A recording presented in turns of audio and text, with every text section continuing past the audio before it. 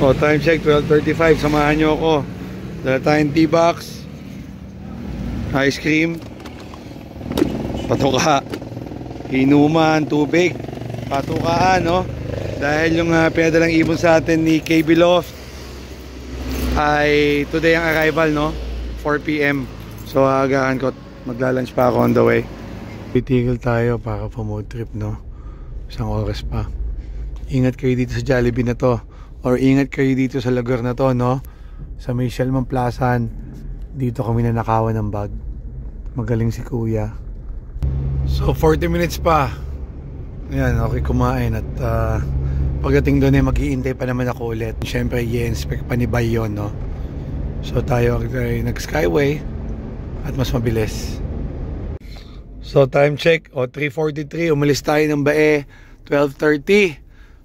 Perpag Center. Dito kinukuha yung mga import na hayop. Aso, manok o kung ano man. Baba tayo, tatawagan natin si Sir Joel, yung contact natin na binigay ni Isko.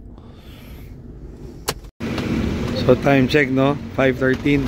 So yung iba dito, ito yung mga kasama natin, naghahantay ng ibon. So ito na ata yung ibon natin. Ito, na-meet ko si Sir Ronald. Sir Ronald, meti ulit ha. Yan. Siya nag-iibon. Sir, taga saan ka? Caloocan. Caloocan. Yun. Ilan ang ibon padating sa'yo? 4. O magkano total damage? 108. Yeah, 108,000 ha. Kita nyo kay Sir. Yan. So halos lahat kami dito ay ibon. Sir, saan galing, anong country galing ibon mo? Germany. Germany pa? Ay, hindi, dito kay Eric. Kay Eric din. So sabay-sabay tayo kay Eric. Sa Hayward. Yung tropa Hayward eh. O yan, Sir ha? Mga nasa loop ko, mga galing ng Germany. So in-import mo din yun? Mga banlun. O yun, mga banlun, no? So alam ko na kung saan may tunay na banlun dito sa Pilipinas.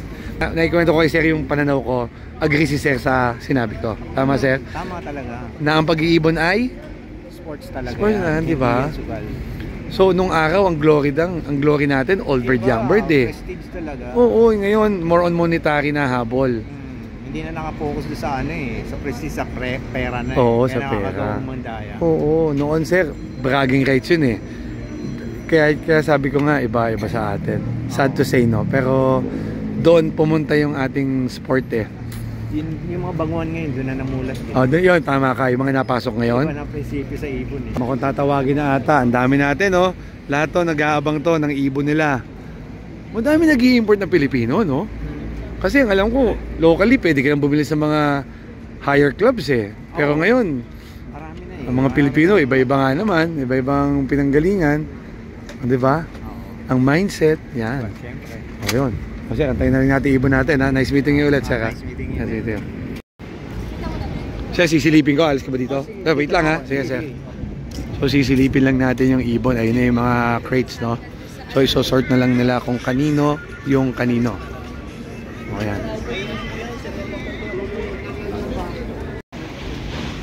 Pangatlong crate na ni ate yun, no? Daming ibon. Kasama natin si Sir Jose Manalad, no? Ang ating neighbor sa Binyan. Yan. Ito pa si Sir, may dating ibon, no? Sir, ilang ibon yan? Ano po, 8. 8. Saan ang uwi? Alaba. Okay. Oh, malapit na. Sige, Sir, good luck. Yan. Sir, ilang ibon? Ilang ibon? Total? 53? Saan po ang uwi? Batangas. Okay. So, time check. 6:18 na, no? Meron kumuha dito nga kanina, yung sabi niya 53 birds, no? Bound to Batangas. So ngayon waiting pa din kami tawagin ang pangalan namin. So ayan, sinusort na yung ibon, no? Papakita ko yung box. Ayan, nakalagay yung Anthony Burgos, nakapangalan. O ayan, nakuha na, nakadagit na. O isang truck, isang tray. Anong gagawin dito? Ha? Nako, so divided yan, may mga kasama ka dyan. Hindi po, amin lahat yan. Hindi mo pala lahat eh. Hindi, ibig sabihin. Ay, mong dali na lang ganyan? Hindi, may bibigyan ako iba-ibang tao. Kaya, ito, akin itong doon. Pero hindi ko alam pa paano. Ikaw na lang. O ito, nako, Diyos mio. Asa kaya ibon mo, Aaron? Sir, saan yan? Saan bound yan? So, ano pangalan nyo? Arnold. Saan po kayo nag-iibon?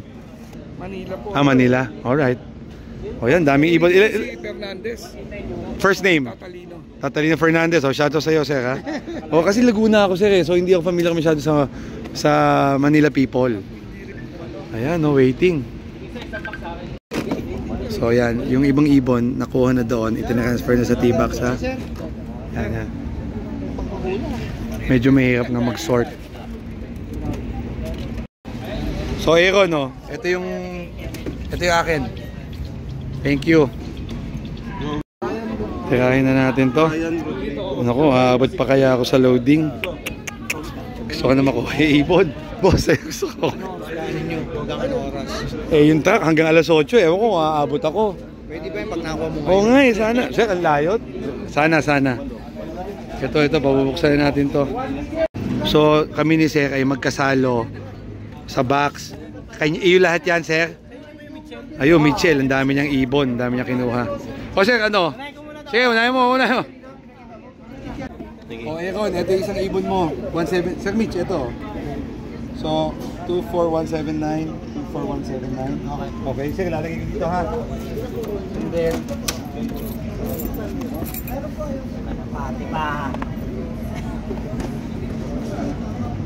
black, ito yung black check mo, Aaron. 24079. Sir, 24079. Okay.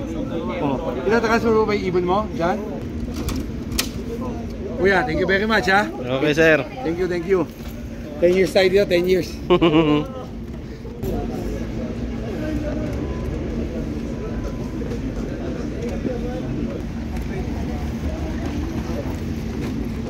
Oh, baka may itlog dyan, sir, ha? Oo nga eh. Baka may Kaya pa itlog. isa?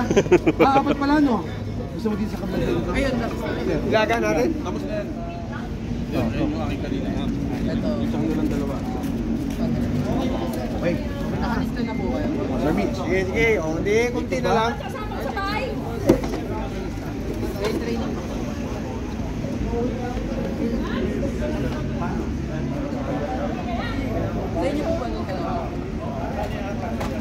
Nadali rin? Nadali?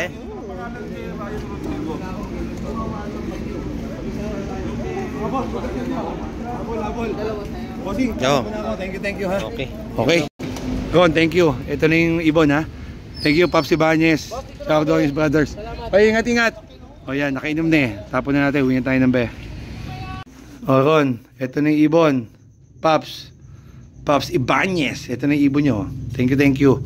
So, nilagyan ko muna ng patoka. And then bukas na tayo magko-closer look sa ibon. Maraming salamat sa inyong dalawa.